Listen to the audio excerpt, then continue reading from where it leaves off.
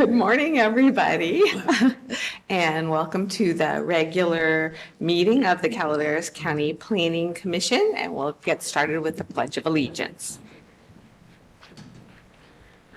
I pledge allegiance to the flag of the United States of America and to the republic for which it stands, one nation, under God, indivisible, with liberty and justice.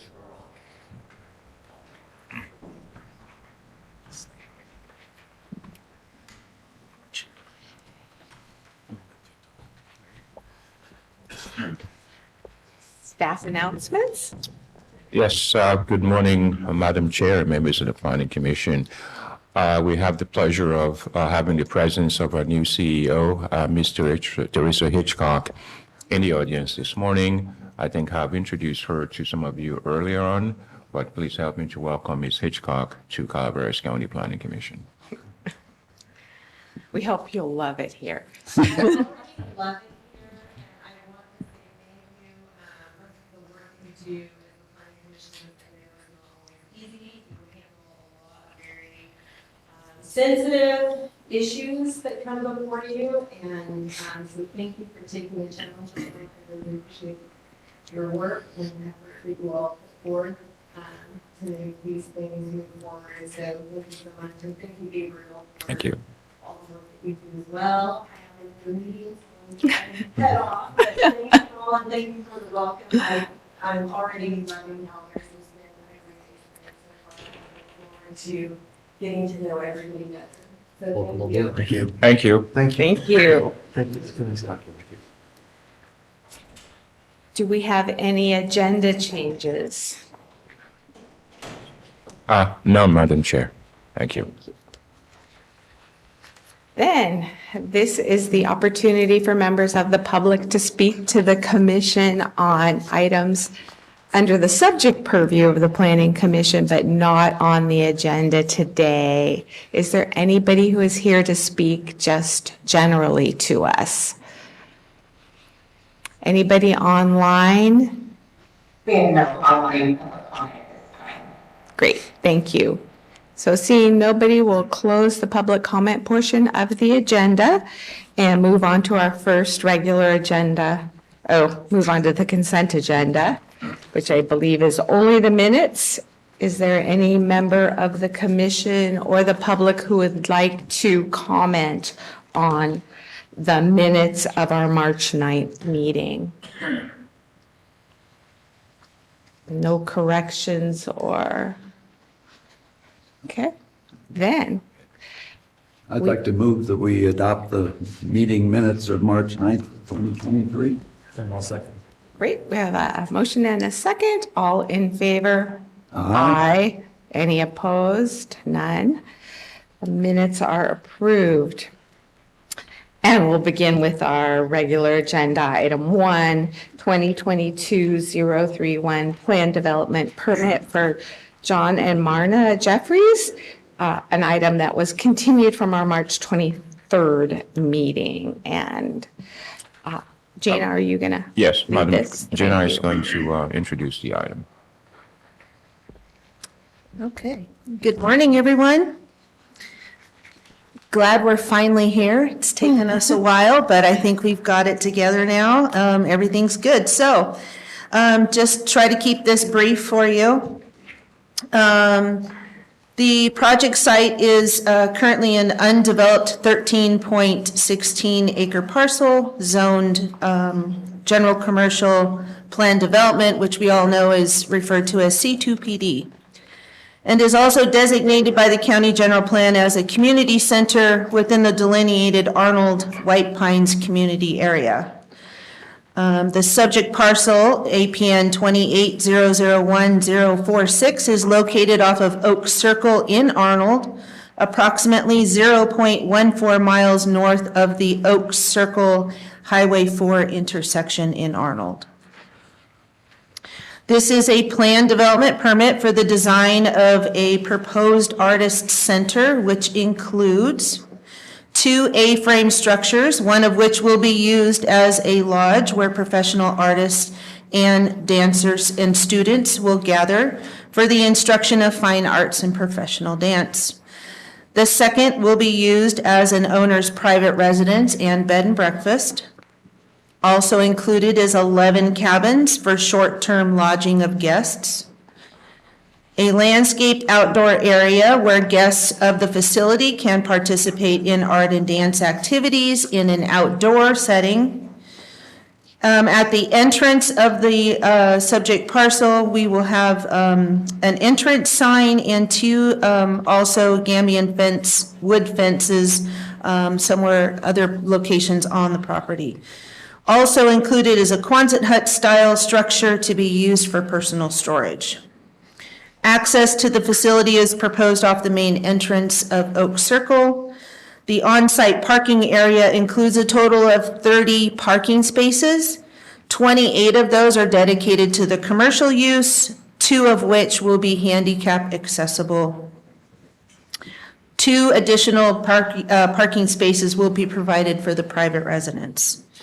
The lodging and gathering space will be accessed over an existing road to be constructed to meet fire and life safety standards, while access to the cabins will be over a walk cart path surfaced with compacted decomposed granite. Quite a long time ago now, on February 9th, this application was scheduled before you for design review consideration. Prior to opening the public hearing, planning staff, with consent from the applicants, requested a continuance to analyze anticipated project concerns. As a result, the applicants have modified the design of their project in addition to further clarifying the proposed operation to mitigate those concerns. So real briefly, we'll go down through those concerns that are subject to this application. First concern is the proposed use consistent with section 1736020, permitted uses in the C2 zone? Staff says yes. The purpose of the C2 zone is to provide lands for intensive and general commercial uses. Subsection 17.036.020G gives the planning director authority to determine that the commercial uses similar to uses enumerated as permitted are in fact consistent with the base zone. While Title 17 does not specifically list defined uses characterized as short-term lodging combined with an art center, the C2 zone permits a wide range of commercial uses, including retail, service businesses, administrative and professional offices, public assembly, meetings, and accommodations, in addition to processing and assembly uses. Specifically enumerated in the C2 zone is a hotel motel, a bed and breakfast, and both regardless of size. In other words, you can have a 200-room hotel, or you can have a 3-bedroom bed and breakfast. A school, church, or other place of worship, health spa, playground, picnic area, or a park, in addition to a photography studio and even a museum, are all uses that are permitted outright in the C2 zone. The uses currently proposed combine elements of a small hotel, motel, a small bed and breakfast, and even a small dance studio, all of which are more modest in size and scale than most of the other permitted uses in the C2 zone. The second concern, being that the cabins are manufactured structures built on a frame containing wheels that can also be towed behind a vehicle, the question is, does this meet the standard of a recreational vehicle or RV? And if so, does the proposed project meet the code definition of an RV park, which is not a permitted use in the C2 zone? Again, staff says no. The cabins have been constructed to meet Title 24 standards and will be placed on approved foundations. Electricity, water, wastewater disposal will all be provided to each unit.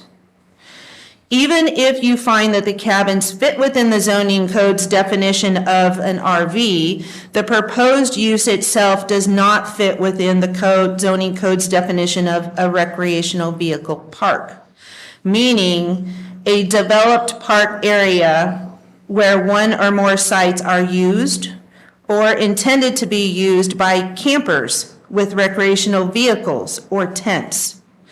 The purpose of the proposed use includes the property owners providing permanent cabins affixed to foundations on the site, a use more aligned with a hotel motel rather than a camping facility. Concern number 3. Is the proposed use consistent with the definition of rural recreation camping? Again, staff says no. With the property, while the property contains many natural resources that are likely to be enjoyed by the guests, the primary use of the property is not a resource-oriented activity as defined in County Code Chapter 17.06.1745. Instead, this is a commercial use providing professional instruction and cultural activities in both an indoor and an outdoor setting. The cabins provide short-term lodging for paying guests of the Arts and Dance Center. The facility itself will not offer resource-oriented activities such as those enumerated in County Code Chapter 17.06.1745, rural recreation camping, which means a low-intensity, minimal impact resource-oriented activities which occur in an outdoor setting. These activities may or may not necessitate improvements or infrastructure and are provided for fee by the landowner occupant for the enjoyment and pleasure of invited persons, groups, guests, or clients. Such recreational activities include, but are not limited to, fishing, hunting, recreational camping, including incidental RV camping, but not RV parks, incidental seasonal camping without facilities, equestrian riding trails, hiking and bicycling trails, wildlife viewing, photography, gold panning, picnic or rest areas, parks, etc. For those of you that were around during that time, which actually may only be Michelle, if you recall, back in 2005, we adopted a much more kind of robust code section for the resource ag zones, including rural residential. And the intent was to allow a multitude of uses that would help support the agricultural operations. And a lot of these definitions were introduced into code at that time. So this was a use that was specific to those specific zone districts for the purpose of providing additional income for the agricultural operator to offset and to encourage, their agricultural operations. This is not really the intent for this particular zone. Once again, this facility includes improvements such as electricity, water, on-site wastewater hookups to each cabin. Each cabin will be affixed to a permanent foundation. These types of improvements are not compatible with incidental RV camping, and since the cabins do not qualify as an RV or camping, this code section does not apply to this project. Concern number 4. When the original tentative map was approved, there was a requirement of that the subdivider participate in a road maintenance agreement in place at that time for Oak Court. For some unknown reasons, the parcel map recorded and the subject parcel was never added to the agreement. This was brought to our attention just a few days prior to the first public hearing. While this issue is beyond the scope allowable by the review of a planned development permit, I just wanted to kind of briefly touch on the matter. A road maintenance agreement runs with the land and is the owner of the parcel, and the owners of the parcel subject to the agreement must pay their fair share towards the maintenance of those roads in question.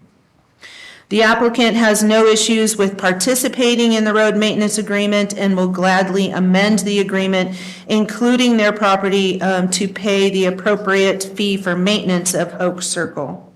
Road maintenance agreements, private easements and things are civil matters and not subject to the county, but that was an original condition of the original map, and again, the applicants have absolutely no issues participating in that agreement, so. Modifications to the application. So as a result of all these concerns initially, the applicants were very receptive to modifying their project accordingly. And just to kind of run down those and so you understand the difference between the prior application and the current application, the modifications include the addition of a second 35 by 50 A-frame style structure to be used as the applicant's primary residence and a bed and breakfast inn for special guests. Additional parking to accommodate the bed and breakfast inn. And the cabins will be manufactured to meet Title 24 standards and placed on approved permanent foundations with a building permit. The elimination of special events in that application, and the elimination of the secondary emergency access, which is actually not required by code.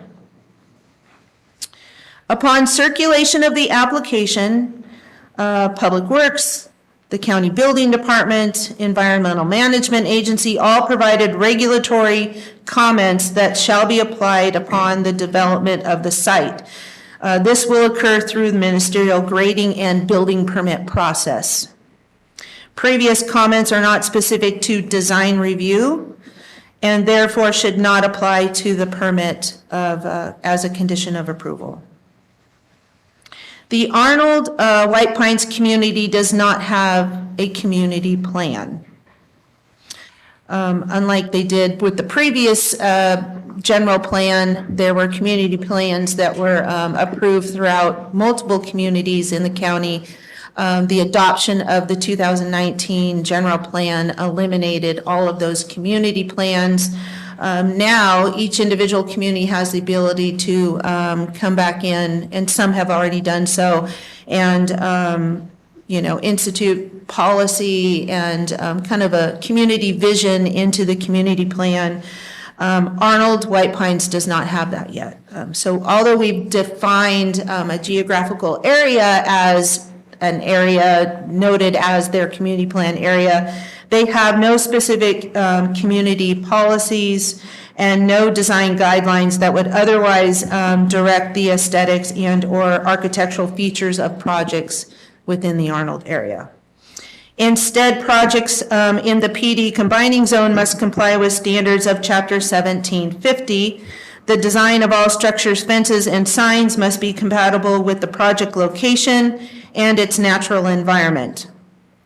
In addition, performance standards including additional landscaping above the percentage required in the base zone, refuse storage, visual screening where applicable, restrictions regarding mechanical and rooftop devices all apply in addition to the standard parking and access requirements.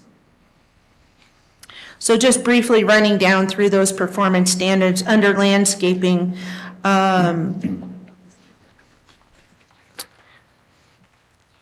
the applicant's preference is to retain as much natural vegetation as they can. So except as necessary to build the proposed structures, they don't plan on removing trees and other vegetation. Vegetation habitat within the project site includes a mixed conifer forest with an understory of manzanita, deer brush, and mountain pink currant. Code requires 10% of the gross disturbed land area to be planted in new landscaping. This is the PD requirement. The applicants proposed 20% WELO compliant landscaping, which includes drought resistant plants native to the Arnold area. The landscape plan, which is in your packet, illustrates new landscaping being planted around walking paths surrounding the outdoor activity area. Grading. Total disturbed area of only 1.38 acres of the entire 13.6 acres will be disturbed with grading.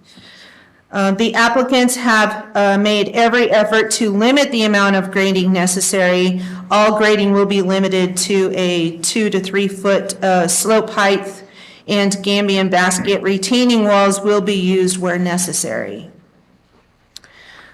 Structures, 2 A-frame structures. The stem wall will have an exterior rock finish. Finish of the building will be dark metal, Hardy-Backer faux wood siding along with the roof metal roof. The cabins, 11 manufactured cabins will meet Title 24 standards. The wheels will be removed and placed on a permanent foundation. Small wood decks will provide entry into each cabin, and they will be finished with materials similar to the A-frame structures. Quonset hut style structure is for personal storage, and the foundation of the Quonset hut will be similar again to the A-frame structure. Signage includes an 8x4 monument sign at the entrance of the facility. It will be constructed as a Gambian fence design, constructed with thick metal, and will be backlit by solar power light. Fences will include 2 6 foot high Gambian fence with steel support. One fence will be approximately 375 feet long. Along the western boundary, providing screening between the adjacent commercial property, which happens to be developed with a single-family residence, and the project site. The second one will be located between the Quonset hut structure and the cabins. The project itself has been found exempt from SEQRA pursuant to sections 15061B3, the common sense exemption, in addition to section 15268, the exemption for ministerial projects. The common sense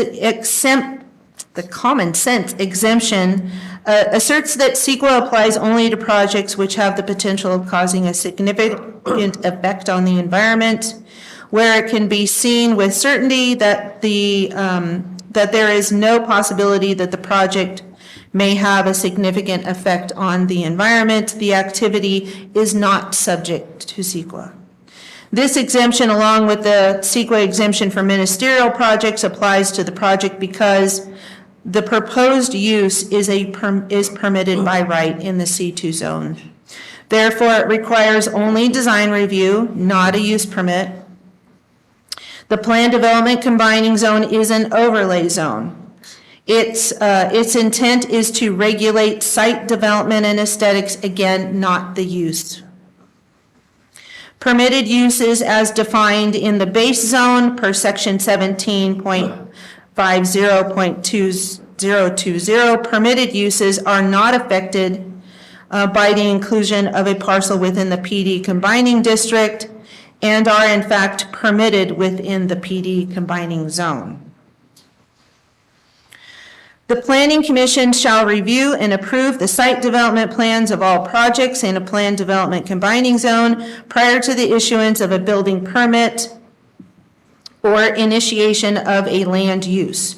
Prior to approval, you shall find that the project satisfies the requirements of section 17.50.060, which are in fact the planned development performance standards. As long as the PD performance standards and the site development standards are met through the design of the project, the uses permitted by right in the underlying base zone are entitled to a PD permit. These are predetermined standards in code. The PC is limited to the review of the plans and the subject and the project description to ensure that these predetermined standards will be met. So staff concludes that the purpose of the PD is not to regulate the type of use, but to regulate site development and aesthetics by encouraging project design that improves the visual quality of the project, provides more efficient land use, provides more open space, and protects fragile natural resources. This design of the structures is compatible with the aesthetics and the architectural features in Arnold. The visual quality of the project is enhanced by not only the design of the structures, but also by the use of the materials and colors to blend in with the natural environment of the surrounding area. The structures have been located on the 13-acre parcel in a manner that retains the natural vegetation and the conifer forest along the boundaries of the property. Minimizes the removal of trees within the project site and maintains open space throughout the parcel. Where possible, natural materials such as decomposed granite will be used on the property to surface walkways and pathways. New landscaping will be planted in areas surrounding the walking paths within the project site to enhance the beauty and natural vegetation. Parking and signage will be constructed to a minimum standard, lessening the amount of the disturbed land necessary for the improvements. Natural materials from the project site will be incorporated into the Gambian wood fencing as well as the retaining walls. Staff concludes that the applicants have designed a project that is not only meets the performance standards of the PD zone, but have taken special consideration to design a visually pleasing project that conforms to the environment and is compatible with the Arnold area.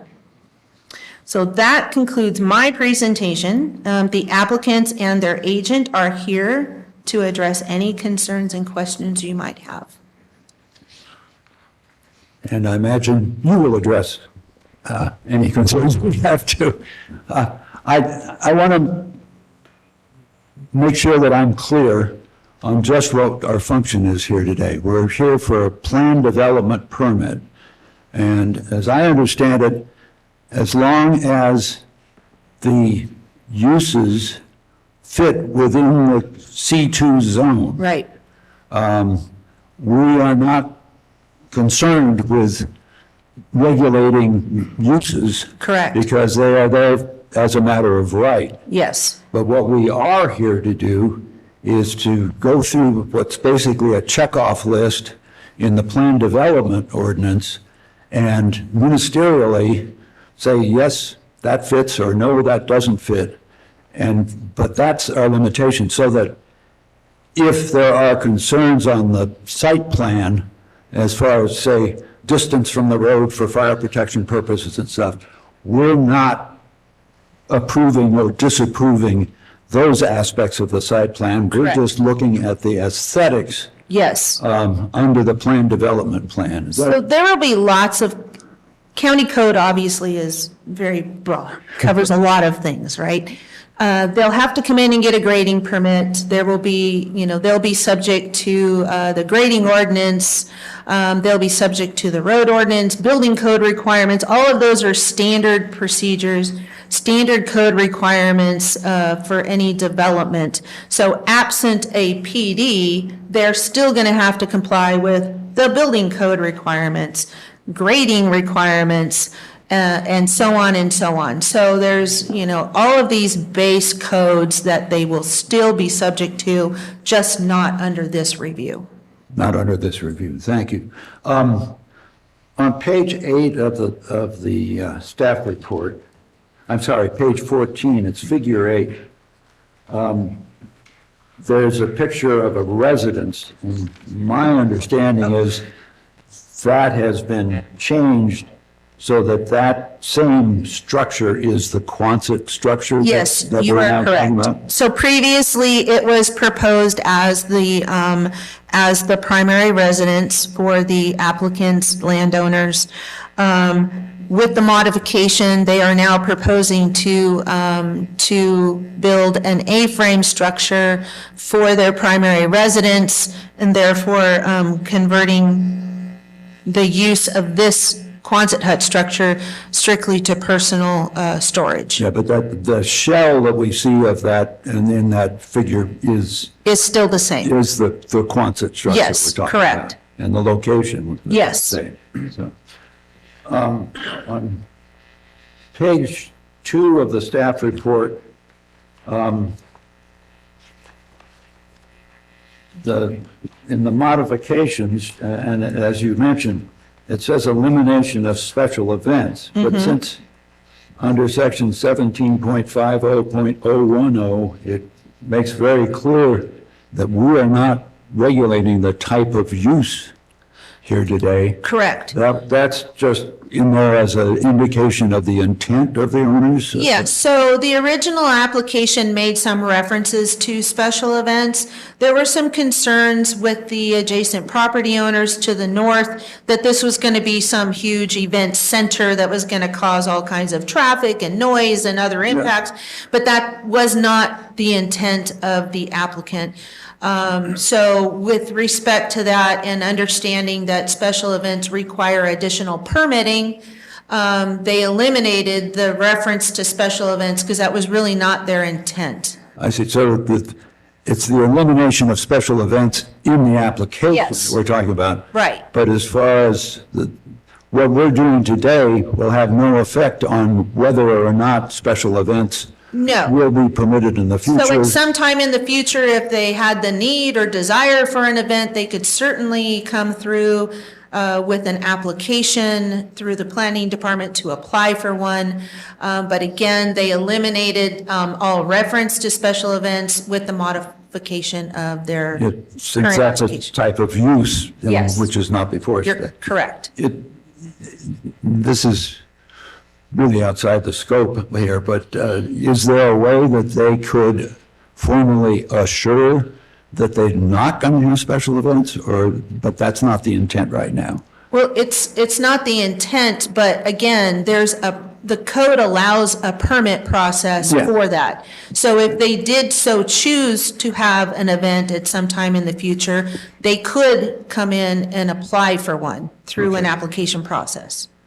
Now, if we get around to the resolution, I'm going to have suggested refinements to the language, but I would like to refer to the resolution now with some of my other questions.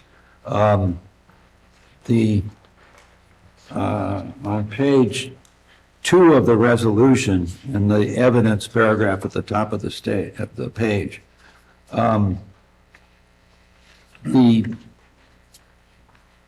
at the bottom of that paragraph, they're talking about the general plan implementation measure, COS 3C, for stream and wetland setbacks. And then it says the site plan has been designed around these parameters. Now, I see one reference on the site plan for a wetland boundary. Yes. I don't understand what that, So that wetland boundary was found necessary in the tentative map process and therefore reflected on the parcel map that created the parcel in question. it's hard to tell if that's the boundary, but which side is the wetland.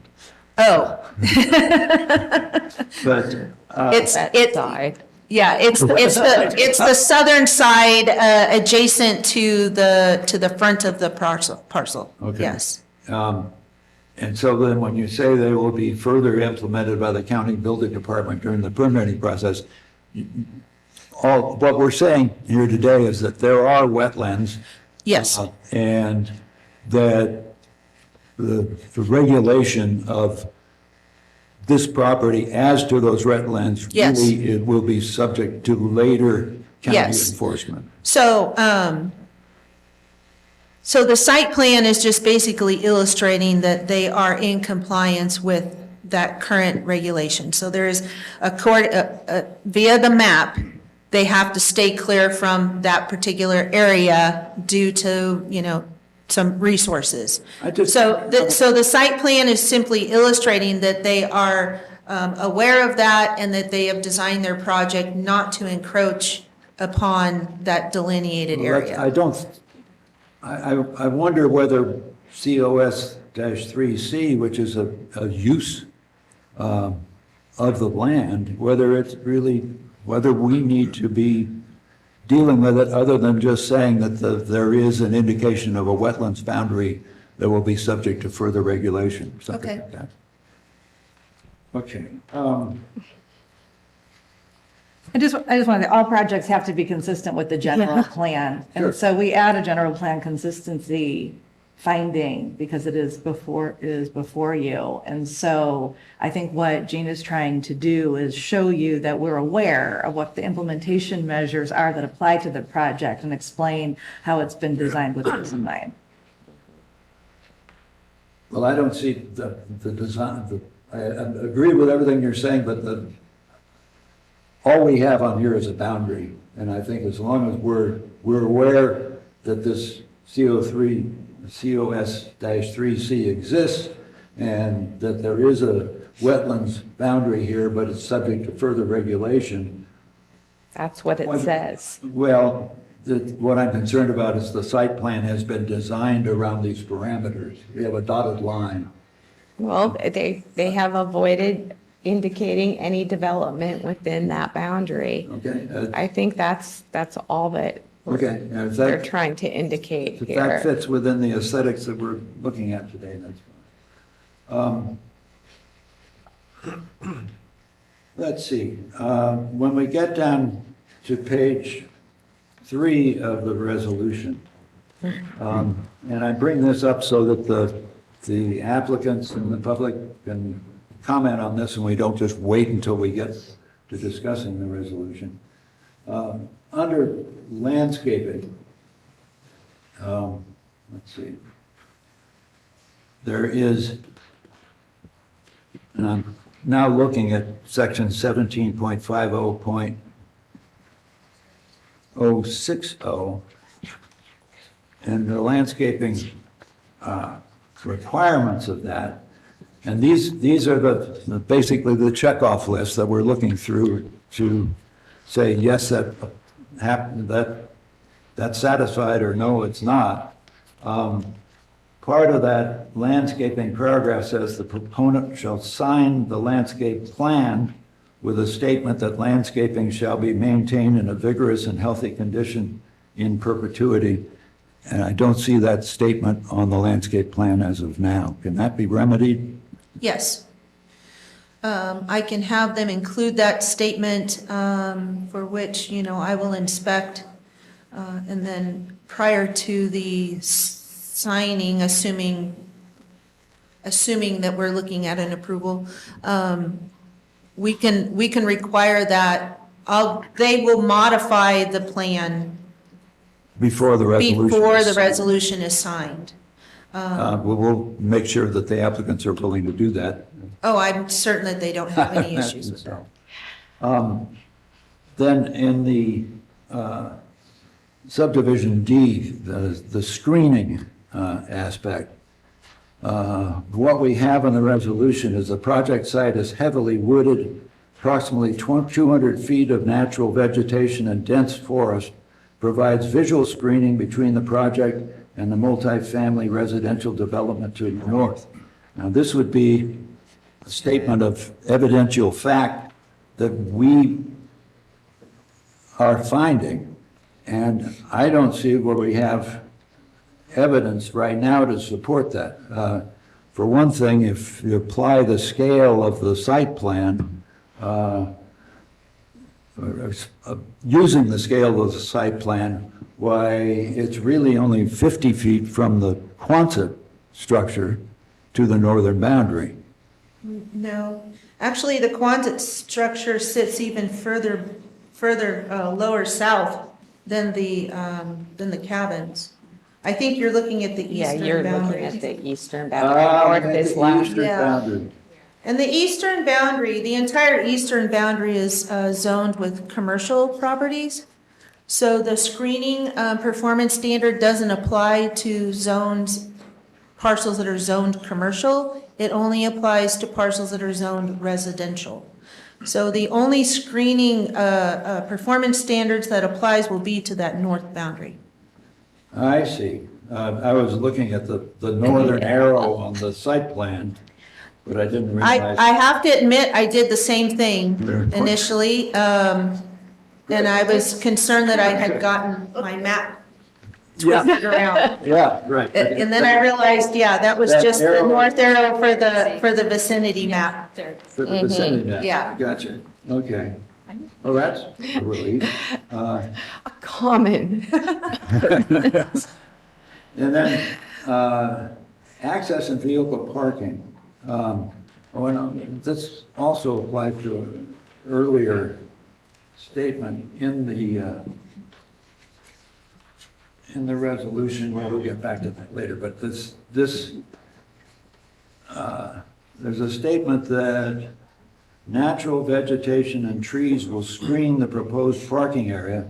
And there's a previous statement somewhere saying that the parking area is not adjacent to the public right-of-way. Again, I'm reading the map as the site plan, that Oak Court is passing the existing driveway, and right inside the existing driveway are numerous parking spaces. So it would look to me as if somebody who is standing at the intersection of the existing driveway and Oak Court or driving by it, primarily what they would see would be parking spaces. Yes, so we have a street view that will, better explain and give you that visual for what, we've seen on site that may not actually be depicted on the site plan, because we didn't obviously include the vegetation, location of trees and things on the site plan itself. But when we get into that, I think if you have any more questions of me, we can certainly continue.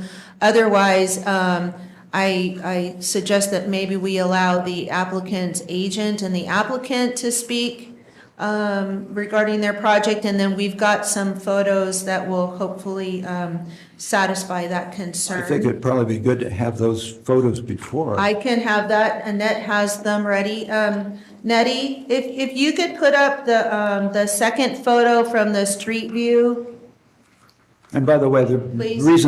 one of the reasons I'm raising these concerns right now is to give the applicant a chance and the public Absolutely. chance to comment on those concerns so we don't spring them later on. I hate to say this, but if photos are going to be provided as evidence, I really think a copy should wind up in the record, whether it's through a PowerPoint or through a I can printout. certainly do that. Yeah, yeah. they can screenshot them. And if you look at the aerial photo that was included in your packet, that also is a really good indication of what is on site.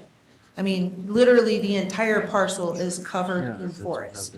Now, of course, that might be a little bit different when you're on the ground as to what you can see through and things, but I think with this one photo, at least from the entrance, you'll be able to understand kind of the lay of the land. And then we Good. can absolutely enter that into the record as an exhibit. So, Tim, do you have anything else? No. Is there any other commissioner who has a question of Gina before we give the applicants a chance? So would the applicants or their representative like to speak? Madam Chairman, members of the commission, we are thrilled to finally be here. My name is Amy Augustine Land Use Planning. I am a planner. When I need surveying expertise, I refer to my cousin, John. And when he needs land use planning expertise, he refers to me. So basically, what John and Marina are trying to do with this project is an experience-based project. Those of you who may be new to the planning commissioner role or new to planning, you probably know that gone is the day of the big box in the heavy commercial zoning district, or excuse me, the C2 zoning district, is now experience-based. And John and Marina currently have an art and dance studio in Sacramento. They just opened or they're getting ready for a grand opening of a second. And in talking to the people who come to their facility, they learn that people want this experience in a natural setting also. So that is what they're trying to do. I know when I was in the 6th grade and they hauled us all the way to near Santa Cruz and put us in little cabins, that inspired me to become a biologist. And I always remembered that experience. And that's what John and Marina are trying to do at this point. So I didn't want to go into too much detail. Analysis, paralysis by analysis kind of thing. I want you guys to have enough time to talk to each other about this, but I just wanted to hit that in the plan development combining zone, the stress for innovative design, I think, is so perfect for this project. I wish, as a planner, that every plan I got to review had 90% open space. I realize that there are permitted uses here for auto machine repair and stuff like that that could have gone in there and done lots of grading and removed all the trees. This one isn't. This, again, is going to be experience-based. They're removing up to 10 trees. And if you've seen the aerial of the entire site, how many, if I could ask, how many of you have actually driven by the site or have taken a look at the site? Okay. Do we have that aerial view by any chance of the site, the overview showing how wooded it is? And while they're pulling that up, I'll go ahead and go back to the innovative design that is encouraged by plan development in your code. Basically, the provision of more open space. I think that's one of those check the boxes on this particular project, removing only 10 trees. Improving visual quality, which is why we're here today to discuss that, and protecting fragile resources. You mentioned the creek. As a biologist, they have a setback established from that creek that they're not going into, and that's what they were demonstrating by their site plan. And when the grading permits and the building permits, nothing will go within the area that the parcel boundaries established. As you can see, let me make sure I can find the project. Oops, can you even see my little pointer there? Yeah. Here is the project. Are you able to see what I'm pointing out? I'm trying to find one that, which one has the camera on it so I can, okay. It shows up better on this It one. shows better on that. There we go. It disappears on the wall. Just because of the digital, yeah. Okay, well, bottom line is, let me try. Well, we have it in our plans. Okay, Yeah, we- so as you can see how well wooded that is, going up behind that small shopping center when you first drive in. So it's very, very, very heavily wooded. As you go through the performance standards in 1750-060, and I would like to go through them one by one with you to show how we meet the criteria. The minimum of 10% gross disturbed area planted with new landscaping, again, 20%. I would say that that is a check-the-box thing. That it will be maintained in a vigorous and healthy condition in perpetuity, we are, of course, more than willing to sign off on that. And we would encourage you, we were told potentially that you wouldn't be able to add conditions or refinements without continuing this item. I would argue that, yes, you can. It would not make this no longer ministerial. We do that all the time with home occupation permits, with sign permits, with building permits. We do conditions on them, and we can refine them based on adopted development standards and performance standards, which you have. So it would be our contention, if you have conditions you feel are necessary for us to meet the design criteria, please put them in your resolution. We'd be more than happy to agree to them. As you can see from Gina's long presentation, we have changed the project multiple times in response to neighbors' concerns. We are willing to work with all the neighbors. We actually reached out to some neighbors. Unfortunately, they did not return our calls. We wanted to bring them in and make sure that they were comfortable with what we were putting in. But to continue through this maximum effort to retain trees over 12 inches in diameter, didn't even care if they were 12 inches in diameter, wanted to keep them while still reducing the fire hazard on the site. Again, only up to 10 trees. Maximum vegetation between vehicle parking areas and adjacent streets. I think this is probably a crucial one. And this sort of ties into your finding G, which also talks about parking areas to be screened from the views of roads and peripheral residential areas to the greatest extent possible. If you could go back to the slide, the aerial you had that showed the area with parking, I wanted to point out several things. And I will try to remember to turn the map in the correct location. I had the same problem. You'll notice something on the parking. It is perpendicular to the road. Generally, when you do a visual impact assessment, you assess how much time you're actually exposed to what you're looking at.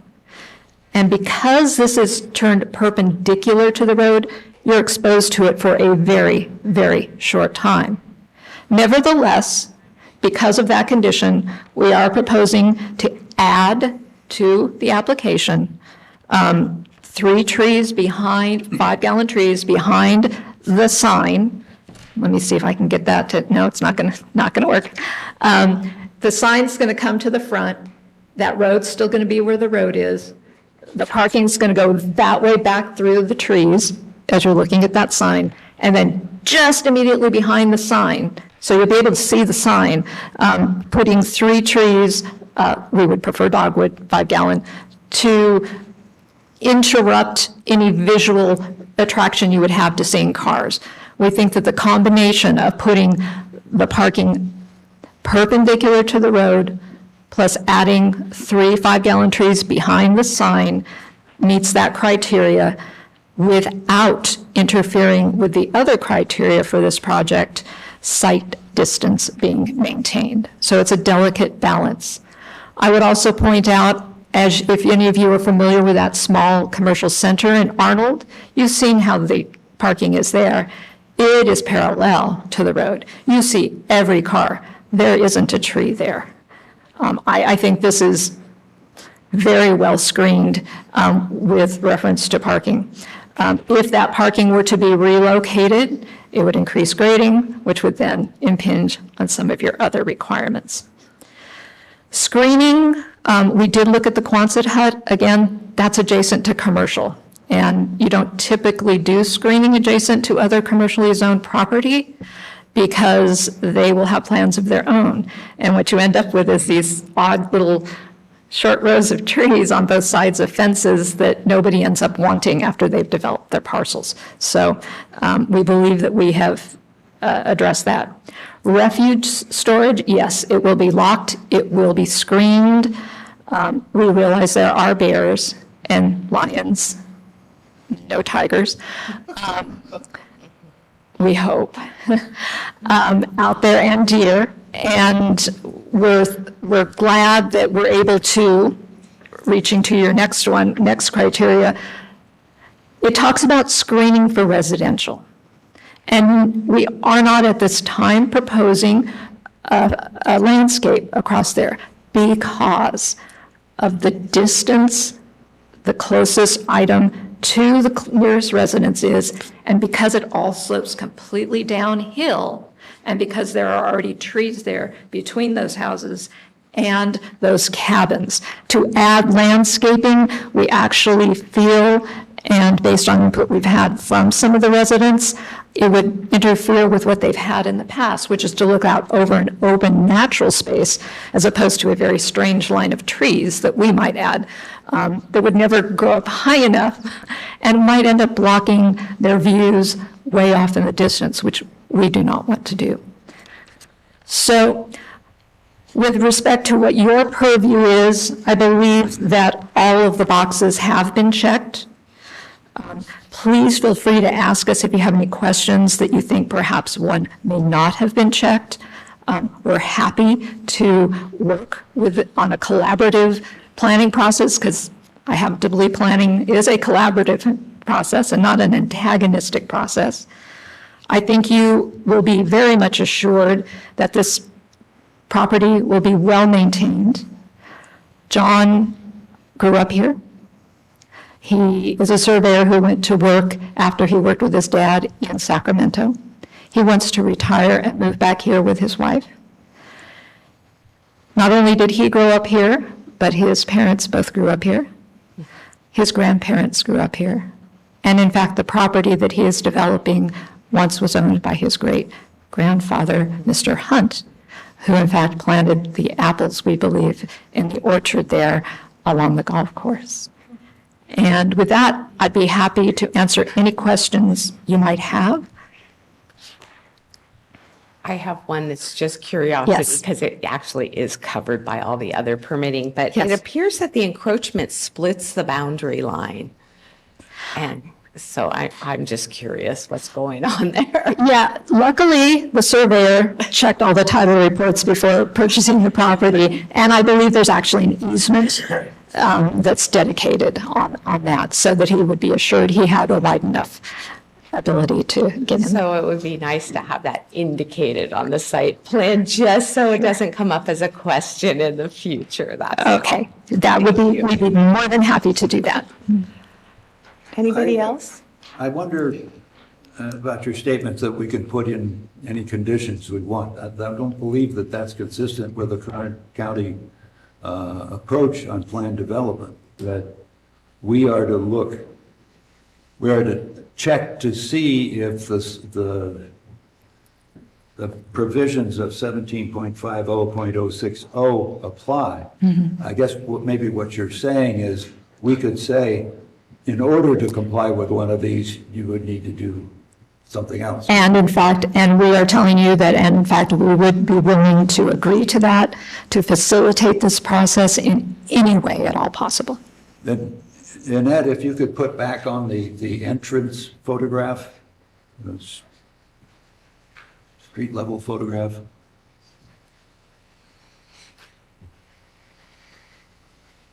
Now, if you're, from that photograph, if you take 5 steps to your, which would be to your left, looking straight down the road, down the access road, the driveway, whatever you want to call it, you would be seeing, if all the parking spaces were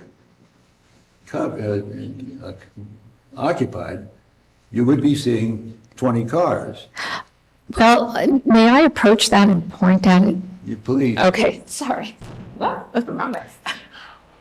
So basically, what you're going to end up seeing is, instead of seeing the back of a whole bunch of cars, you're going to see the first car, and then it goes that way back towards the trees, and then it comes this way. So here's the entrance. The parking area goes that way, back of that existing roadway. There's actually an existing roadway. That's going to be the parking area, and go inside. And then it's going to go this direction. The sign comes right in there, and they're proposing to put the planting right behind that. It's not possible to screen from here to here, because that's the encroachment. Right. But for that area from here to here, where they actually have a sign, they can add some landscaping trees there to bring that up a little bit. So the sign would be moved from where it's indicated on the site plan we The have. sign would stay in the same place, but right behind the sign, imagine if you will, trees planted there. Well, wait a minute. Here, let me put it. So basically, Here's the sign area, right here, and we would put trees in between. Here's the parking, so there would be trees right there.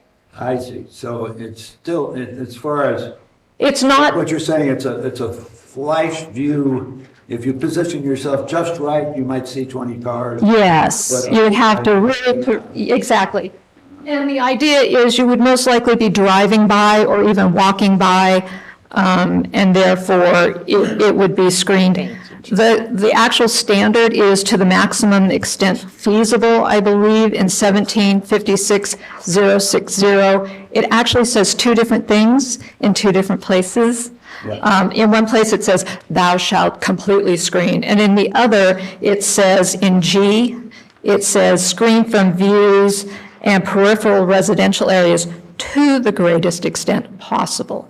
And that's why we did that perpendicular and want to add trees behind the sign so that we meet the criteria of screening to the greatest extent possible, So it was just handed to us where there's the where the trees would one go. red dot for the sign and two dots. The for three dots there, yeah. And if you think there should be 4 or 5 different species, by all means, do please Well, I think- include that in your findings. The important thing is to be a screen. Yes. Not a tree that's going to grow up and then you trim it up 10 feet and. And at the same time, we have that very fun balance of having to make sure we don't create any kind of a fire hazard or interfere with sight distance. Sure. And so if you have a better suggestion, we're more than happy to listen to it. Just to make the record clear, what was handed into the record to the commissioners was a larger version of the site plan. Right.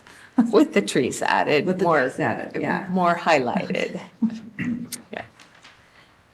Does anybody else have any questions for Ms. Augustine?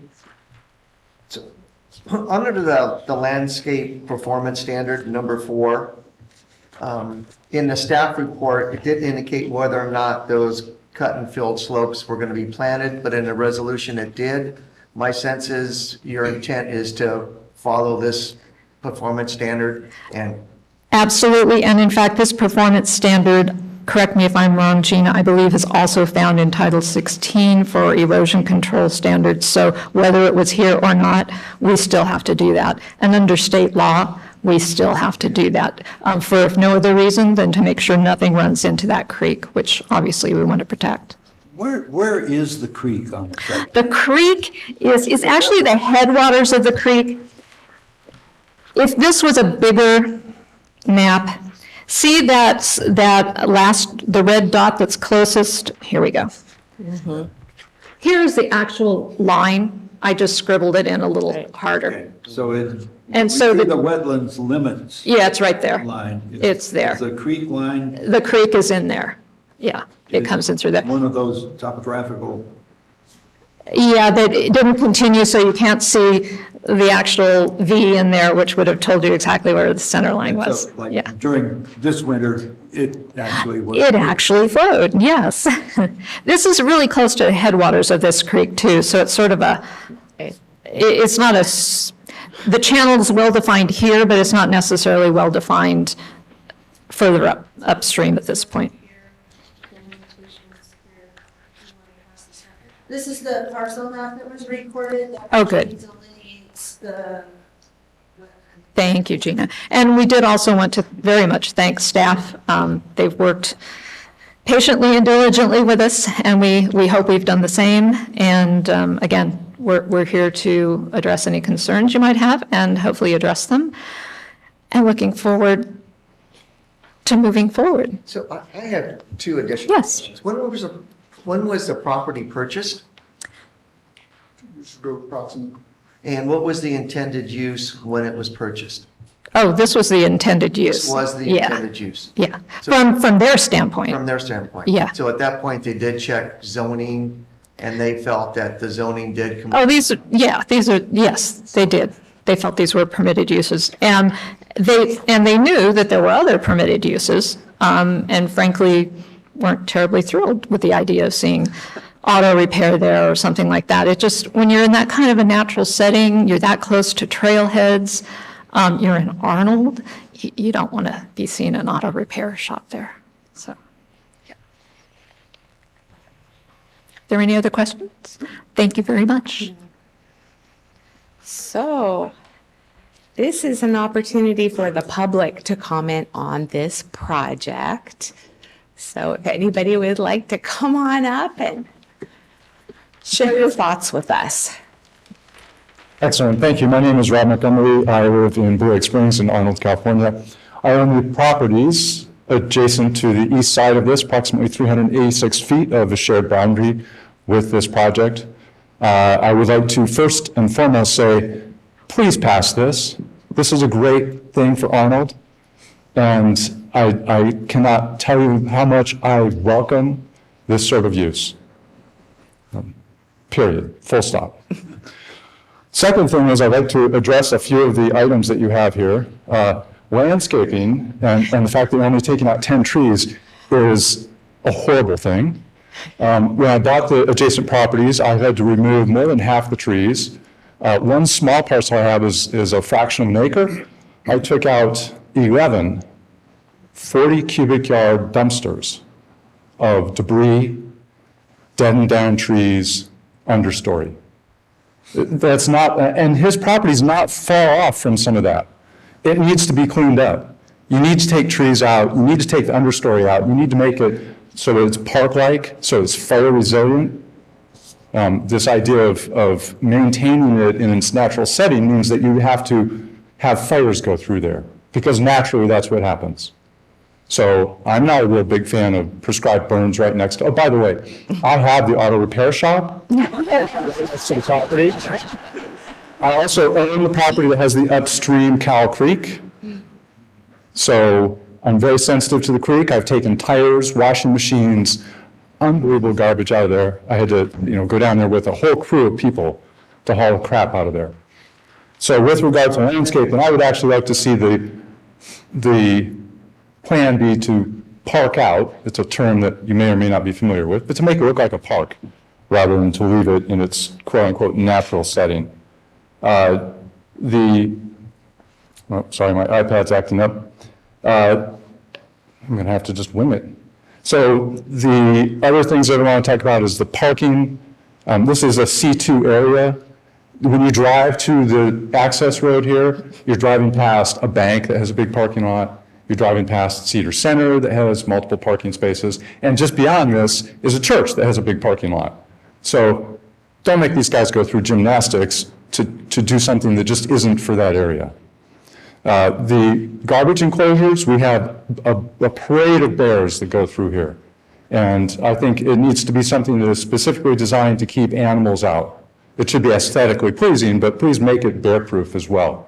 I get garbage on my property from the restaurant, from the residents up Sequoia Street, and the bears are very prevalent in this area. So I talked to the owner about access for utilities.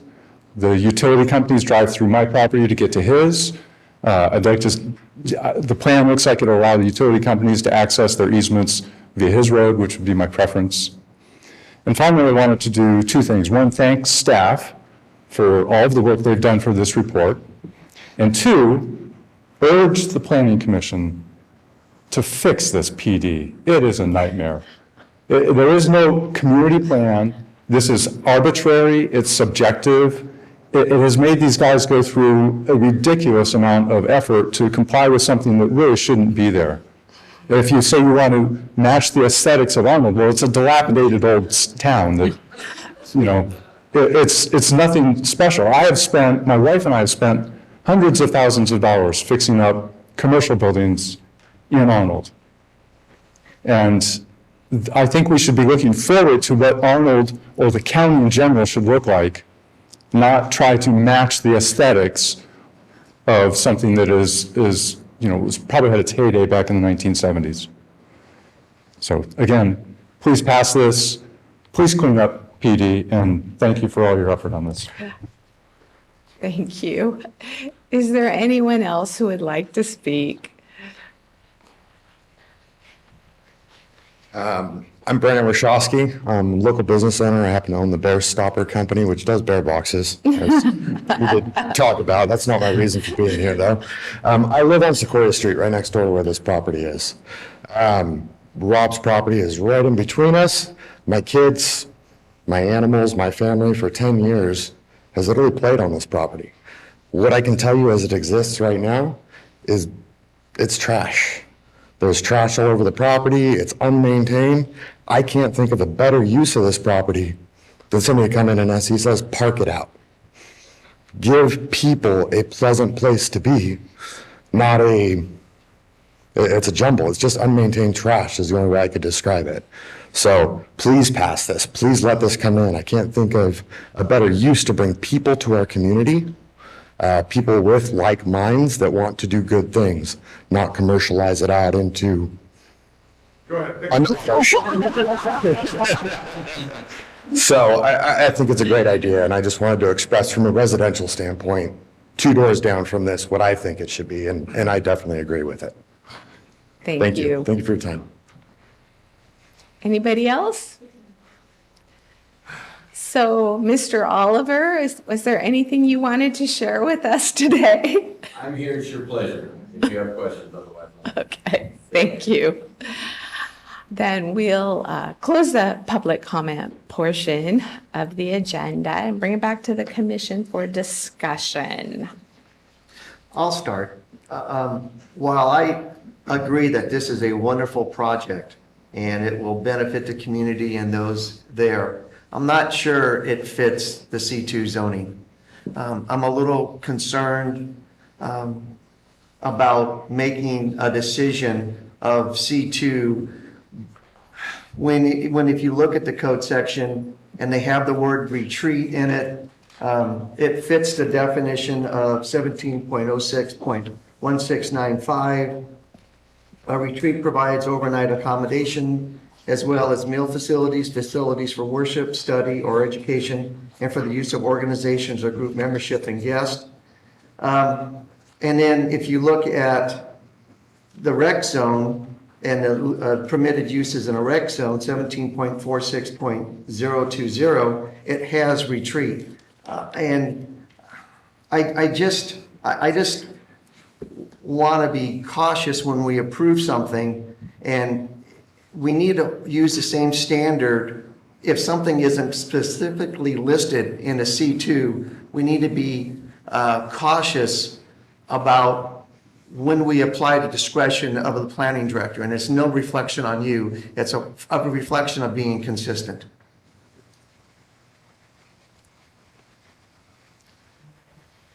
Would you like to have any comments? No, I think I'm in favor. I concur. I know there's a lot of C2 zoning and a lot of opportunities for development in that area, and I don't see much going on in that community. And I think it's a little bit vague, and I think if anybody can explain a little bit more about the C2 zoning, that would be great. If you can, the definition of that again.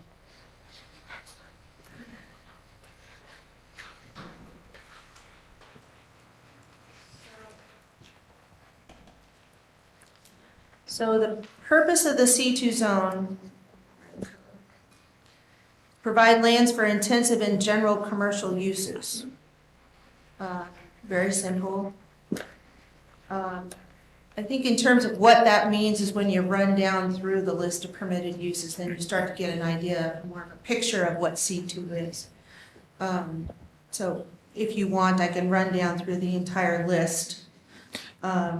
Under retail uses, we allow agriculture equipment sales, rental services, agriculture product sales, antique shops, appliance stores, arts and craft stores, automotive vehicle businesses, which include body shop, car wash, gas station, machine shop, painting, parts and tools, sales and rental, repair, maintenance services, rental sales, tire sales, repair, installation services, and upholstery.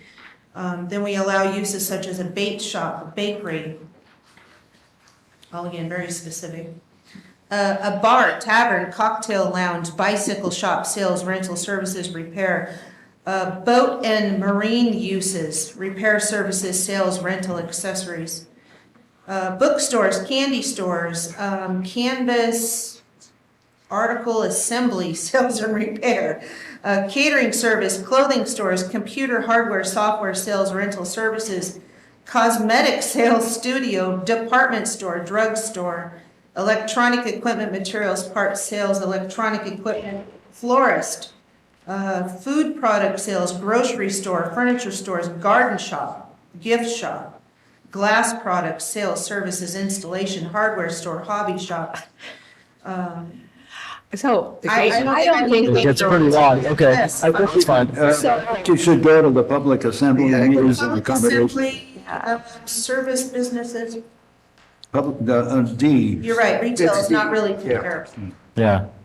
Because there's a section you said hotels and motels or something like Yeah. that. So under public assembly meetings and accommodations, we've got bed and breakfast There it is. inn, a bowling alley, a church and other place of worship, community hall, conference centers, country clubs, daycare centers, garage and a carport, golf course, driving range, Grange Hall, group care homes, hotels, libraries. I think that's good because you covered hotel, motel, conference center.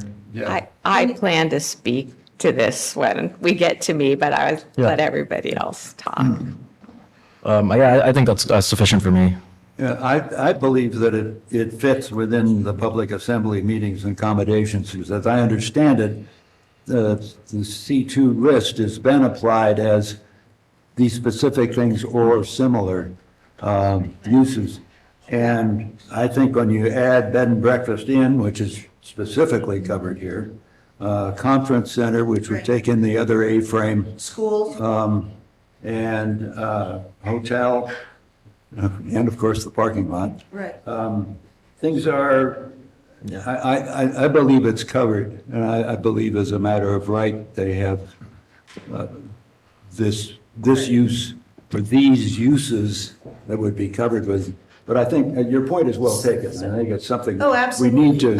need to take a very close look at. So a retreat is really for organized groups.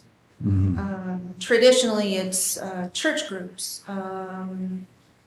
might be Boy Scouts, Girl Scouts, organized groups that are going to this place for the purpose of a retreat, whether it's Withdrawing, yes. some organized activities. This facility will be open to the public. It's not designated to a specific group of people. It's not an organization. They don't have a little group that pays a membership that is all involved in some organized activities. They're all people that share similar interests, but it is a facility that will be open to the public. Commissioner Parker, do you have any questions for the I have some applicant, comments. Regina? Yes, And go I'm ahead. just curious about one thing, just for my own edification. But first off, I think I concur. I believe it is a good fit. I think it's a great fit. I think it just fits right in. I think it was tastefully done. I like how everything does kind of fit with, when I'm looking at the pictures, it definitely looks like it fits in the environment. And I could see why your neighbors are here on your side, because who wants another auto repair? And let's be honest. Luckily, he's not here anymore. I don't think he would mind. He probably would agree. Less competition. It keeps more of the natural surroundings. I really love that about it. I'm curious, do you know roughly how many jobs, just for my own edification? It's on our application. Okay, cool. I was just curious. I don't really have anything else to input myself. So Commissioner Laddish, do you have any further questions? for No, I'll either the have applicant suggestions or- for a resolution. Okay, Please.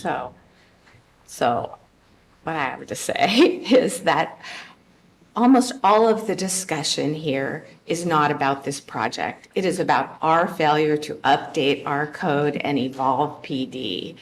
And that our definitions are a mishmash throughout our zoning code. Much of the consternation over whether this use is consistent is because we have retreat defined in a way that was developed specifically because we created the agritourism piece and the recreation pieces, and we didn't look beyond how that might get applied in other areas. And I just want to say how desperate I am to see our zoning code get updated and to see PD moved into the future, whether it goes away entirely or whether it is morphed in a way that makes it more appropriate to its original intention, which was not a checkbox of 7 items. it was really an opportunity for the public and the neighbors to comment on significant projects going on and make sure that everybody felt that both the functional and the aesthetic concerns were addressed by those projects. And yet, we've seen so little new development that it's getting applied when somebody adds a bathroom to their residence, and it's coming before the Planning Commission in a waste of everyone's time and resources. So about this project, I think the project is a great fit for its location. I think whether we call it a retreat or we call it a bed and breakfast that's targeted to specific groups, none of that really matters. It clearly is a fit. I had many concerns in the original application, most of which have been addressed by all the little tweaks to the language. I do believe that the intention was for us to see what actual designs would look like on the property, and we're not seeing that here. However, I have very little concern. This property is not particularly visible from the highway. This is so lightly developed that the intensity of the development means that it's going to be mostly hidden no matter what they do. And, you know, if they wanted to add things in the future, they would be back to us unless PD goes away.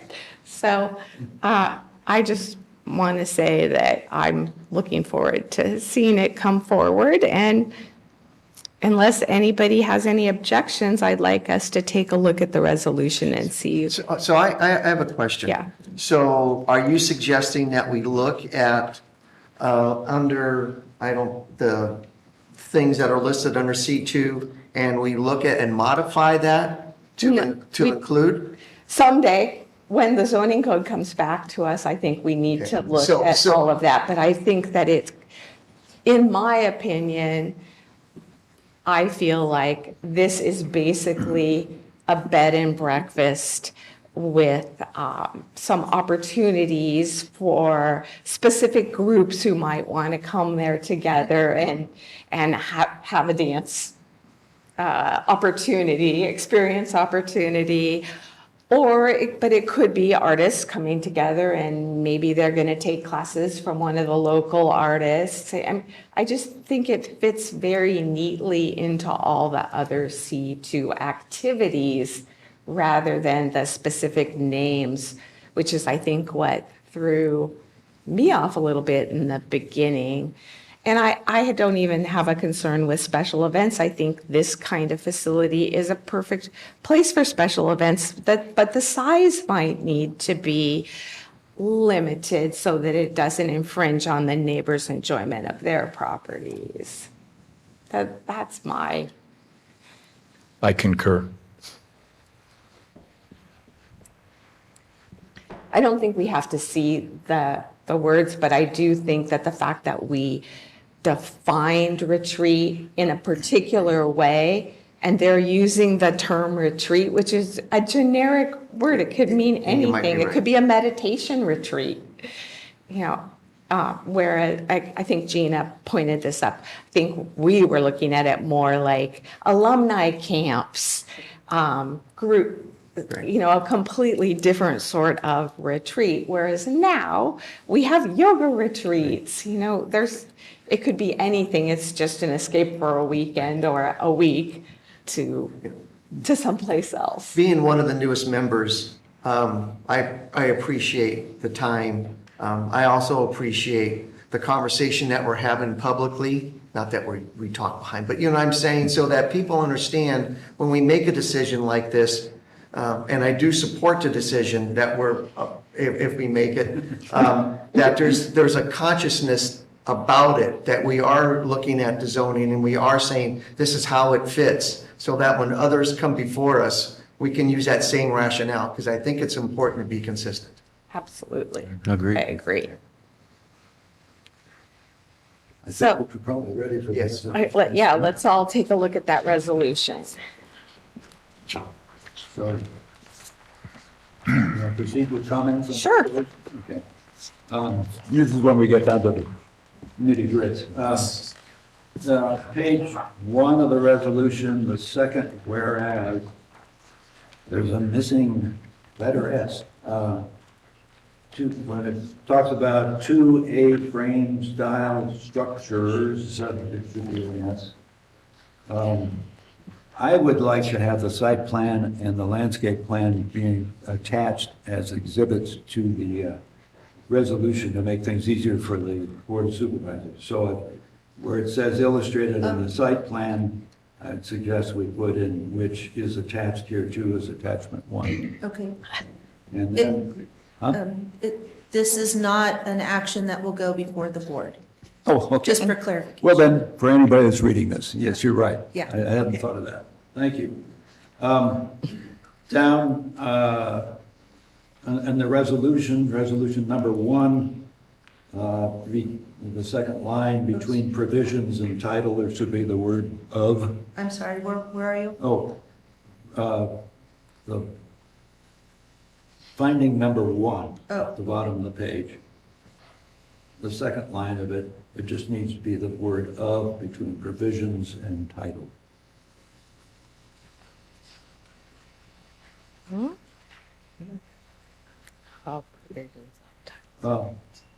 there a problem with that? No. Okay.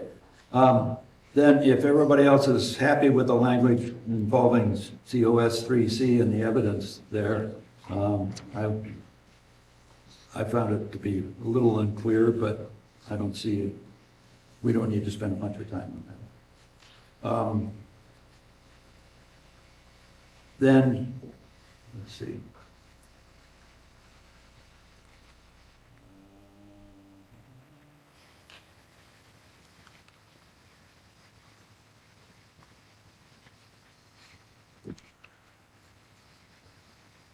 We see evidence of Julie having had access to this resolution. Everyone's got to take their step. Yeah. So then,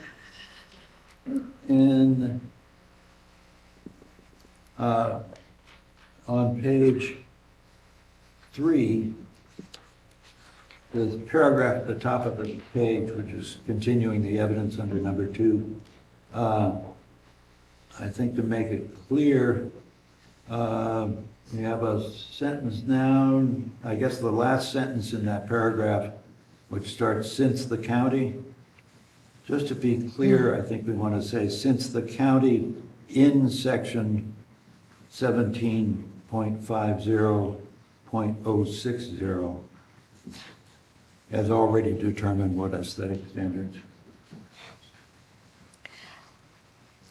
I actually would like to Yeah. swap out what for that. Because the county Yeah. has not determined what aesthetic standards must be met. It has determined that aesthetic standards must be met.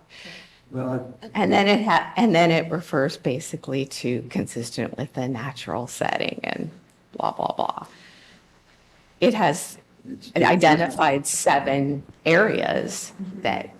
well, the reason I'm saying in section 17.50.060 was to point to the aesthetic standards that have been set. Okay, so change Whatever. I what? just think we clearly have not determined what our aesthetic standards are. Madam Chair, are you Well, maybe saying we'll change just say- the word what to that? Yeah.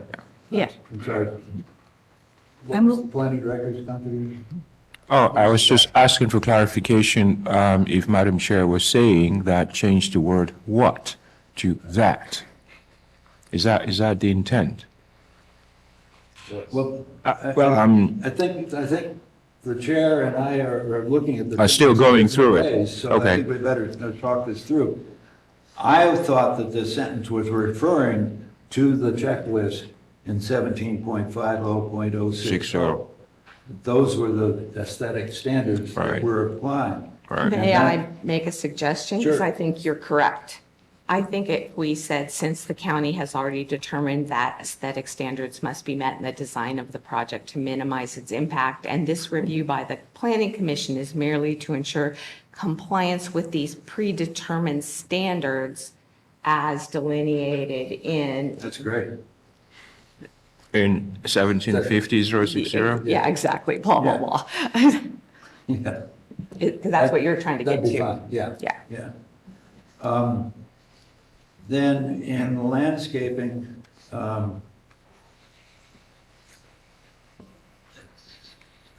think at the very beginning of the evidence, as discussed in the staff report, the landscaping plan, parentheses attached here to, as attachment two, close parentheses. And then I found the third sentence that starts, unlike building in a disturbed area where new plantings must be brought in to improve the development's aesthetics. I think it'd be clearer if we said, unlike when development will be in mostly disturbed area, and then cross out where new plantings must be brought in to develop the developments, or to improve the development's aesthetic. So we'd have that sentence read, unlike when development will be in a mostly disturbed area, the retention of the existing woods is integral to this development. I think that would end up with things being clearer. And then the next sentence, in addition to more than comply, since we're talking 20% rather than 10%, with this landscaping instead of performance standard, with this landscaping standard, and then the rest of that sentence would be the same.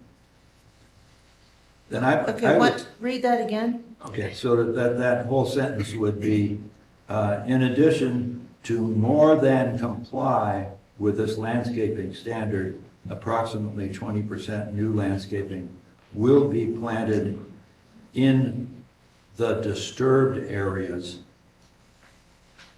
that's an insert, around the art and dance studio and the walking paths.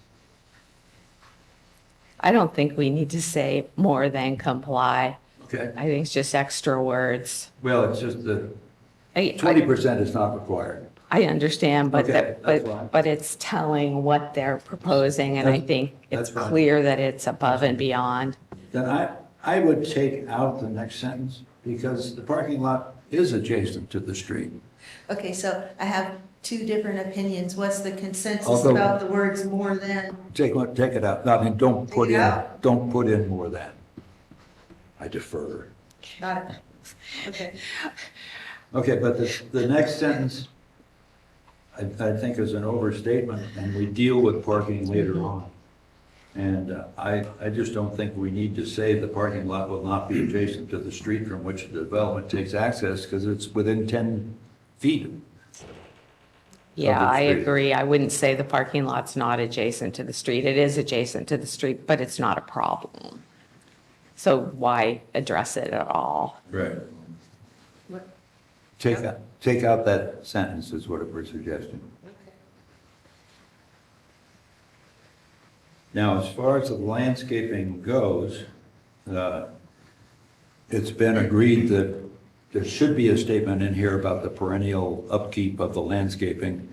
And somehow, when we approve this resolution as amended, if we do, that approval will be with the idea that there will be such a statement added to the landscape. So what I'm going to have them do is include this statement on the revised landscape plan that now has the delineated 3 5-gallon trees out in the front by the sign. I'll have them put that statement on. I will include that as an exhibit to the resolution along with the site plan, for which I have to bring back to the next meeting for Michelle to sign. Right. She can confirm that all of that is done to your liking. That's not right on this. Yeah, exactly. Will I remember by then? Should we, since that's in the statute, should we add it? Do you think we need to add a sentence saying proponent has? It's in, I think it's in the requirements, so. That's fine, that's fine. And refuse storage, I think we can help out by reference to the site plan, we can add a sentence saying the refuse disposal area will be enclosed and covered.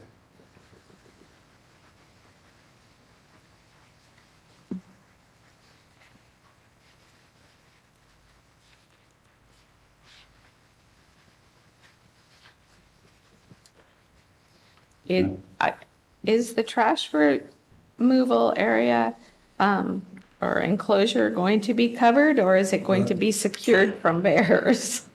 That's really the concern. Well, in the site plan, it says covered Yeah, trash okay. enclosure. And since it's enclosure, I assume. Yeah, it's that's fine. enclosed. Then I'm very pleased to say that I am satisfied that the screening is satisfied. Now that I've got my head straight and the map in the right direction. Happy that you're happy. And we do, yes, and we do have evidence from the aerial view of the thickness of the. Right, and those two photos that we projected earlier will be a part of the public record. We'll include those as Okay. submittals at the hearing. Okay, then under sign standards, since we will have the landscape plan attached, well, we don't need, let's see, the next to last sentence in the sign standards paragraph, the sign detail is shown on the landscape plan, you could end it right there and cross out the rest of the sentence and attach as an exhibit to the staff report.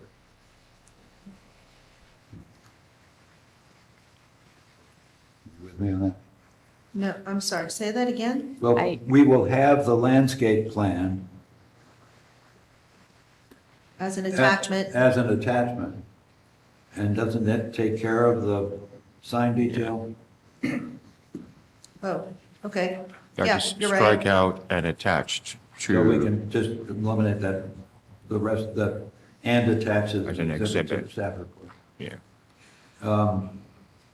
And under F, we really don't need that first sentence, we just need the second sentence, that there are no mechanical or rooftop devices proposed with the style structures being. Because they look really great on that A-frame.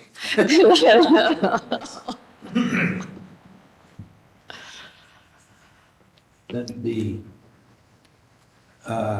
access and vehicle parking was a concern of mine. I do believe that with the changes that are being made to the landscape plan, and since the section states parking areas shall be screened from the view of highways and roads and peripheral residential areas to the greatest extent possible. I believe that that doesn't mean that you have to have a row of trees in front of the driveway. I mean, to bar the driveway. I think it's to the greatest extent possible under the circumstances, and to put the parking in the middle of this sylvan area would be Right. violating the, Something is very common is to put the parking in the back of the commercial development. I mean, we have to remember that this particular project is very non-typical. You know, it's not very common that you have a 13-acre commercially zoned parcel in the middle of a forest and you know, very little development. Normally, you're looking at much smaller commercial lots right off of a highway, and, you know, everything's gonna be built out, and it's all concrete and buildings and. yeah, and also it's very. Just saying, hey, if you got an uncomfortable. opportunity, put the parking in the back. Yeah, and to put the parking in the back, you'd have cars Right, driving well, through, You can't get there. and if you moved it to the side, you'd be in the wetlands. So I think it's, I think it's my fine concerns how have it been is. taken care Yeah, of. So no changes? I don't think we need to say to the greatest extent possible. Oh, no, I was just Yeah. reading from the. So are we okay with the Yeah, where language? I'm okay with the vehicle parking. Then I do have that additional language that I was going to suggest we add. The 10 copies. What, Always something new coming. the purpose of this is just to make I clear missed this. the limited scope of what we are deciding today. Thank you. I do need mine. You didn't read it. No. So what I'm suggesting is, as a separate paragraph at the end of the evidence section for number 3, so in other words, under this G, but as a separate paragraph, not as a part of G, that we say, in addition to the review of the section 17.50.060 aesthetic standards that is necessary to approve a planned development permit, other aspects of this development are subject to review by appropriate county agencies and districts to ensure compliance with county ordinances, including but not limited to the building code. Just to make it very clear that we are not saying, we approve this project, go ahead and build everything, you don't have to come to the county. I think, I don't feel strongly about it one way or the other, but I don't believe that it is necessary to make shouldn't. things clear. And I don't know why we would pick the building code out of the many examples of additional things that they will need to comply with. So if I was going to do that, I think you would have to have a better list of examples. I feel like we would be better off not to include this, Well, then but how that's about- my feeling. How about we just ended with county ordinances and take out including but not limited to the building code? Isn't that kind of obvious though? Like, isn't that kind of a general consensus that you have to follow the ordinances and all that stuff for any project? It took us And it- 3 continuances of this But project to make it clear to us just the limited scope. When you weren't here when it was first presented, it was all the conditions of the various counties, of county agencies were stated in the resolution. Okay. And what's become clear since then is that that isn't the role we're playing today. And that's what this sentence would say. It should not be necessary. I Right. just think it's for clarification, it would be desirable. I'm fine. I don't feel strongly about it one way or the other. I feel like if it does kind of set a precedent going Yeah. forward, that maybe we would repeat this sentence typically on these kinds of projects, just to Yeah, it's make kind it of- very yeah. clear, because in the past, we have listed more requirements, so.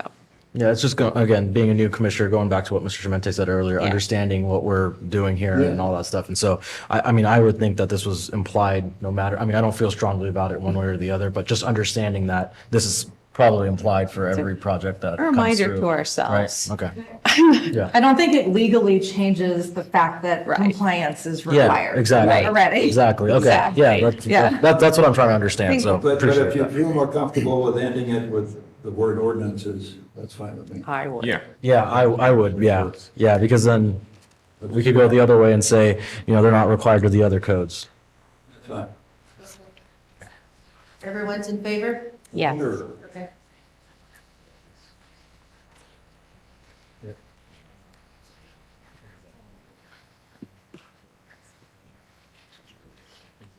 Anyone else?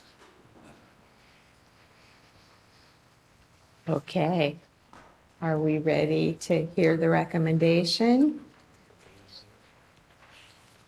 Are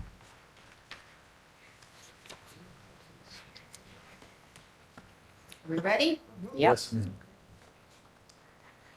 Staff recommends the Planning Commission take the following action. Approve Resolution 2023-002, approving Plan Development Permit 2022-031 pursuant to 17.050.020 for the Art and Dance Center and short-term lodging facility to be located on APN 028-001-046 as amended.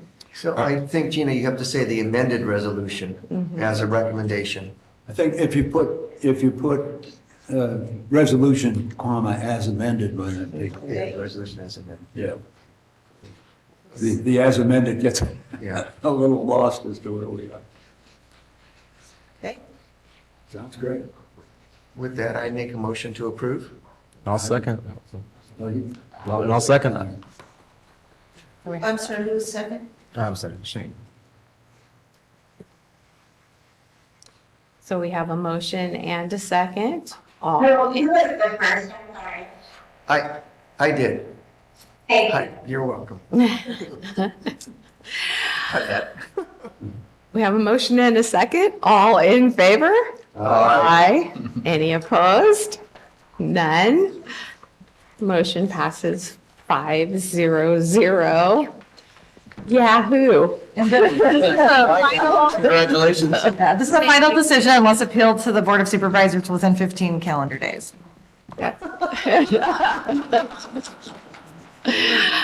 Dun-dun-dun-dun. Thank you very much. Look forward to seeing something happening. Yes, congratulations. Great. All righty. I think we have no informational items. Are there any commissioner reports? Oh, my vacation plans have changed. You can't overload everything on June 6th. I'm going to be here. Oh, you will be here I on will. She's gonna change her plans. I said I'd be on vacation on June 6th. When is your vacation? It's going to be between meetings, Oh, okay. so. So it's not going to miss any meeting. Okay. Mine too.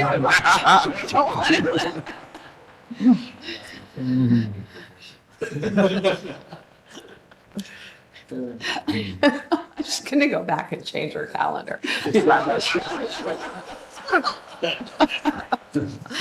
don't think we'll have the zoning code to you by June 6th, but we are working on it. Thank you. So we've completed now, I completed all of the draft review, provided all my edits to the consultant, and she and I are meeting again tomorrow for another round of discussion regarding the admin section. So it's coming right along.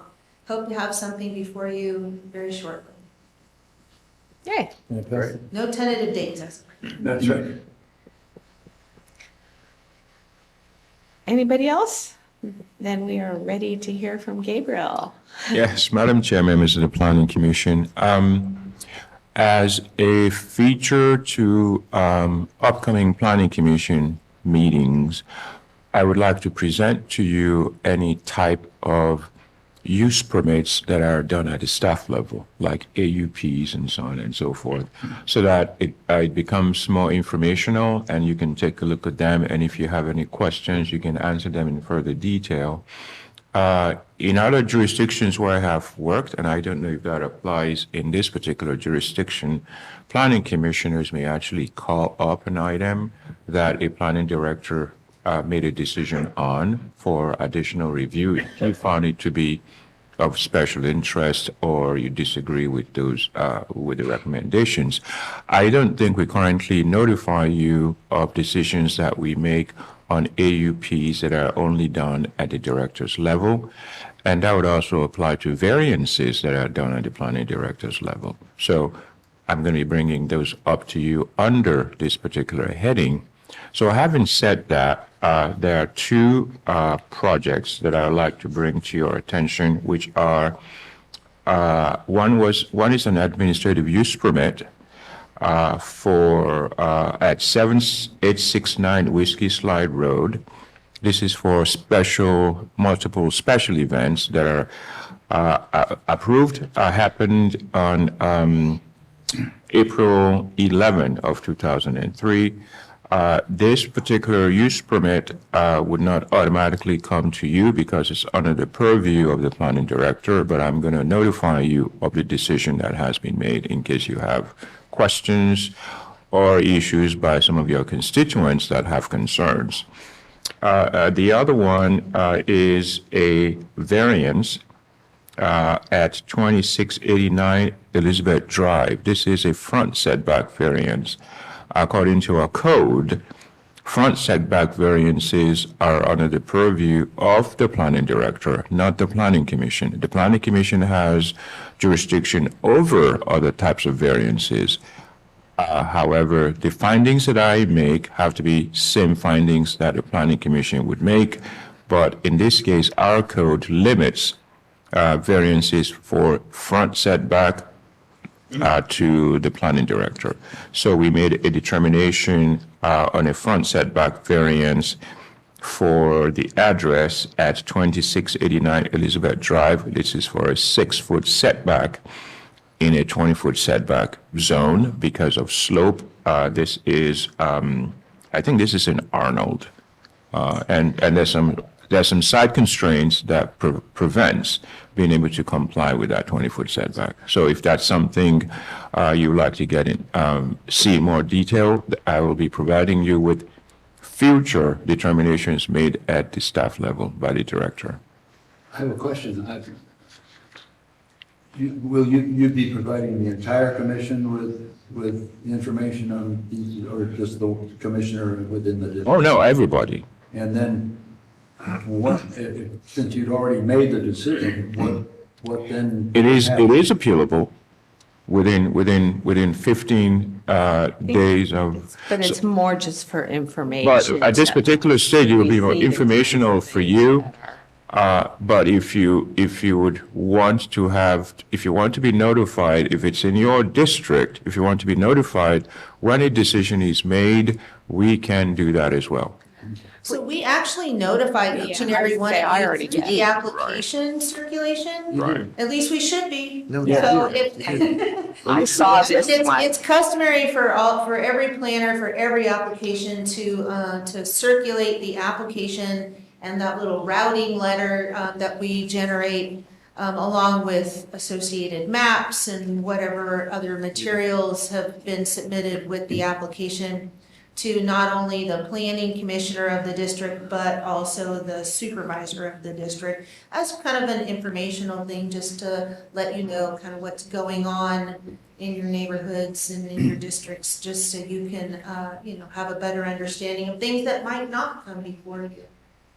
I think Gabriel's suggesting that he will give a report of the Yeah, outcome exactly. of those Right. to the So entire you see the commission. beginning, but you don't know what's Yeah, happened we to don't it know what because other than, the approval historically is just stocked in our department, so it's kind of And I a nice noticed, thing to fill you in on the outcome. I noticed in one of the notices I got this week, that something new that said, if you have problems with this or something, contact the department. So I'm. The only thing just to keep in mind is if we, during report out, anything brought up in report out can't be discussed by the Right. planning commission because of the Brown Act. So it would need to be actually An agenda agendized, and item.